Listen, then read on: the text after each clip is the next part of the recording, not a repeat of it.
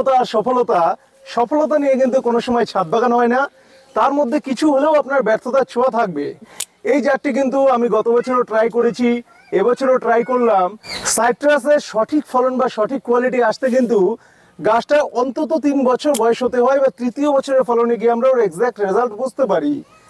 প্রথম বছর যা হয় দ্বিতীয় বছর দেখা যায় তার থেকে বেটার হয়, তৃতীয় বছর আরও বেটার হয়। তাই সাইট্রাসের কোনো জাতকে প্রথম বছরই একদমই জাজ করাটা ভুল হবে। এটাকে দ্বিতীয় সুযোগ দিয়েছিলাম, দ্বিতীয়বারও এটা ফেল করেছে। এবার একে লাস্ট চান্স দেবো, গাছ ভরে ফুল এসেছে। যদি এবারও ফেল করে তাহলে জাতটাকে অপসারণ করে ফেলতে হবে, বা টপ ওয়ার্ক করে এটা অন্য কোনো জাত করে দিতে হবে। এই হলো ভিতরকার অবস্থা। শীতের শুরু থেকে ট্রাই করছি। নভেম্বরে গিয়ে একটু হলেও জুস ছিল, এক সাইডটা শুকিয়ে গিয়েছিল, কিন্তু তখনও মিষ্টতা আসেনি। আবার ডিসেম্বরে মিষ্টতা আসার সময়, সেই সময় কিন্তু এর মধ্যে রস শুকাতে শুরু করেছে, তারপর আর রসই পেলাম না। গত বছরও যা হয়েছিল এবছরে একদমই সেম। সুতরাং ব্যর্থ ভ্যারাইটিগুলো নিয়ে একটু সচেতন থাকবেন, বা নতুন ভ্যারাইটি সংগ্রহের সময় অবশ্যই ভালোভাবে জেনে বুঝে সংগ্রহ করবেন যে জাতটি আদৌ আমাদের ওয়েদারে সফল কিনা।